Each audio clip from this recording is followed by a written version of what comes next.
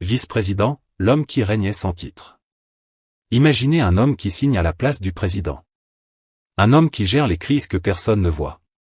Un homme dont le visage s'affiche en couverture d'un grand magazine africain, sous le titre « Monsieur le vice-président », 7 ans avant que ce poste n'existe officiellement. Imaginez que cet homme n'ait jamais été élu à ce titre. Qu'il n'ait jamais été nommé à ce titre. Et pourtant, il l'exerce. Dans l'ombre. Depuis plus d'une décennie. Le 4 avril 2026, le Cameroun a officiellement créé le poste de vice-président de la République. Une réforme historique. Un tremblement de terre institutionnel. Mais pour certains observateurs, ce n'était pas une révolution. C'était une simple formalité administrative. Parce que l'homme qui occupera ce fauteuil, l'occupe peut-être déjà. Restez avec nous. Ce que vous allez découvrir dépasse la politique. C'est une histoire de pouvoir, de stratégie, d'ombre et de lumière, camerounaise dans l'âme, universelle dans ses enjeux. Partie 1, contexte T fait, le tremblement de verre. Le 4 avril 2026. Yaoundé. Il est encore tôt, mais au palais de verre Paul Biya, siège de l'Assemblée nationale, l'atmosphère est déjà électrique. Ce jour-là, le Parlement camerounais se réunit en congrès, une procédure exceptionnelle, réservée au moment qui change l'histoire. Députés et sénateurs, côte à côte, doivent se prononcer sur un projet de loi portant révision de la Constitution. Un texte de quelques pages. Mais des conséquences qui s'étendent sur des décennies. Le résultat tombe, 205 voix pour. 16 contre. 2 bulletins nuls. La majorité est écrasante. Portée, comme on pouvait s'y attendre, par les rangs du RDPC, le Rassemblement démocratique du peuple camerounais, parti au pouvoir depuis 1985. Et avec ce vote, le Cameroun ressuscite une fonction enterrée depuis 1972, le poste de vice-président de la République. Mais attention, ce n'est pas un simple retour en arrière. Le nouveau dispositif est conçu avec une précision chirurgicale. Le vice-président sera nommé directement par le président de la République. Il pourra être révoqué à tout moment. Sa durée en poste ne peut excéder celle du mandat présidentiel en cours. Et surtout, en cas de vacance du pouvoir, pour cause de décès, de démission, ou d'empêchement définitif constaté par le Conseil constitutionnel, c'est lui qui prendra la barre. Pas le président de l'Assemblée nationale, comme c'était le cas avant. Lui. Ce détail change tout. Parce qu'il faut replacer cette réforme dans son contexte réel. Paul Biya a 93 ans. Il est le doyen des chefs d'État en exercice dans le monde entier. Sa dernière apparition publique au Cameroun remonte à des semaines. Ses voyages à Genève alimentent les spéculations depuis des années. Et la question de la succession, longtemps taboue, est désormais au centre de toutes les discussions dans les ministères, dans les ambassades, dans les maquis de Yaoundé. Cette réforme constitutionnelle est la plus importante depuis 2008, année où la limitation des mandats présidentiels avait été supprimée, une autre modification qui, à l'époque, avait provoqué les mêmes débats, les mêmes interrogations, les mêmes suspicions. Mais voilà la vraie question, celle que les observateurs politiques se posent depuis le soir du vote, qui va être nommé? Et c'est là que l'histoire devient fascinante.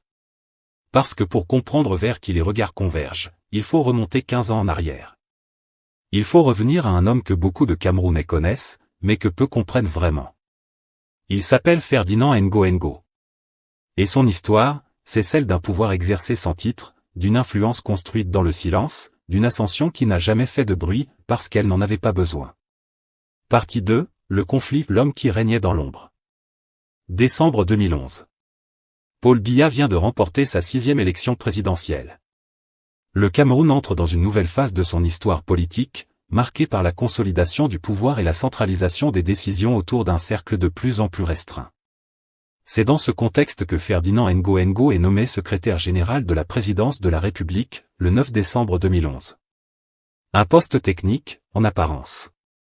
Mais à étudier le nom du quartier où se trouve le palais présidentiel, devenu synonyme du pouvoir lui-même, rien n'est jamais purement technique. À partir de ce moment, Ngo Ngo devient le gardien du temple. L'interface entre le chef de l'État et le reste du monde. L'homme par qui passent les dossiers, les décisions, les informations. Mais c'est le 4 janvier 2019 qui marque un tournant décisif. Ce jour-là, il est promu ministre d'État, secrétaire général de la présidence de la République. Une distinction protocolaire qui dit beaucoup dans la culture administrative camerounaise, il rejoint le rang des grands. Et un mois plus tard, le 5 février 2019, il obtient quelque chose de rare, de presque inédit dans l'histoire du Cameroun contemporain. La délégation de signature du chef de l'État. Prenez le temps de mesurer ce que cela signifie. Dans un système présidentiel hyper centralisé comme celui du Cameroun, la signature du président est la source de tout. C'est elle qui autorise, qui valide, qui officialise. Déléguer cette signature à quelqu'un, c'est lui remettre les clés du royaume, pas symboliquement. Légalement. Depuis cette date, quand Paul Biya est absent, et il peut être absent pendant des semaines, des mois, Ferdinand Ngo parle en son nom. Signe en son nom. Agit en son nom. Mais ce n'est pas tout. Parce que le monde politique camerounais ne tarde pas à enregistrer ce signal. Et les réactions sont immédiates. Jalousie. Critique. Tension. Dans les couloirs des ministères, dans les antichambres du Sénat, dans les cercles diplomatiques, un même sentiment commence à circuler, cet homme est trop puissant. Trop influent. Trop central. Certains le décrivent comme l'homme de la réélection du chef de l'État, sous-entendant que c'est lui qui tient la machine électorale. D'autres vont plus loin, murmurant qu'aucun dossier ne sort de la présidence sans son accord, qu'aucune nomination importante ne se fait sans son aval.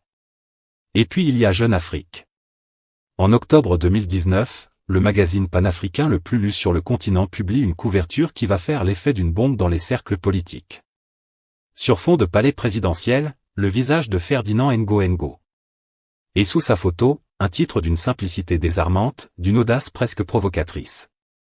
Monsieur le vice-président. Ce n'est pas une prophétie.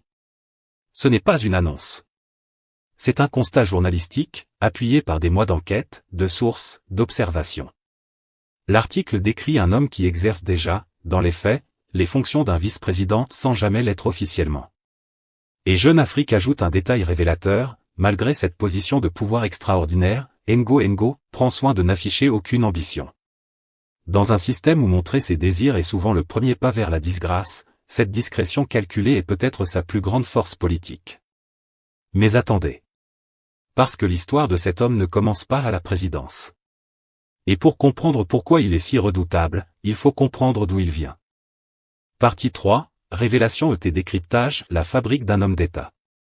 Originaire de Minta, dans la Haute-Sanaga, une région du centre Cameroun, Ferdinand Ngo n'est pas un produit des seuls réseaux du RDPC. Sa trajectoire est celle d'un technocrate construit par l'État, formé dans ses rouages les plus exigeants. Entre 1997 et 1998, il passe par le cabinet civil de la présidence. Premier contact avec le cœur du pouvoir. Puis, de 2002 à 2006, il devient premier conseiller de la mission permanente du Cameroun auprès des Nations Unies à New York. 4 ans à Manhattan, à naviguer dans les coulisses du multilatéralisme, à apprendre les codes de la diplomatie internationale, à observer comment les grandes puissances manœuvrent dans les enceintes onusiennes. Ce passage à l'ONU est fondamental. Il forge un profil rare dans l'élite camerounaise, un homme qui comprend autant les logiques d'étoudis que les jeux de pouvoir de Washington, de Paris ou de Bruxelles. Un homme que les ambassadeurs respectent parce qu'il parle leur langue, pas seulement le français ou l'anglais, mais le langage subtil de la diplomatie de haut niveau. En 2010, il est nommé secrétaire général du ministère des Relations extérieures. Nouvelle étape dans cette ascension méthodique. Puis la présidence, en 2011. Ses collaborateurs le décrivent d'une manière qui surprend dans un environnement où le prestige est souvent inversement proportionnel à la présence au bureau. Ils disent de lui qu'il arrive le premier et repart le dernier. Que les week-ends, on le croise encore à son poste. Qu'il est très rare dehors. Qu'il a fait du travail et de la disponibilité totale au président ces deux marques de fabrique absolue. Dans un système politique où beaucoup de grands commis de l'État passent leur temps à gérer leurs investissements, leurs relations publiques et leurs ambitions visibles, cette éthique de travail silencieuse est presque subversive. Mais il y a plus. Parce que les observateurs qui ont suivi de près la préparation de la réforme constitutionnelle du 4 avril 2026 révèlent quelque chose de stupéfiant. Ce projet de loi, cette révision qui crée le poste de vice-président, n'a pas été préparé dans les bureaux ordinaires du gouvernement. Il a été élaboré au sein d'une équipe restreinte à la présidence de la République, sous la coordination directe de Ferdinand Ngo lui-même. Le conseiller juridique Jean-Claude Awala Wodougué et le constitutionnaliste Luc Saint-Joun ont contribué à la rédaction du texte.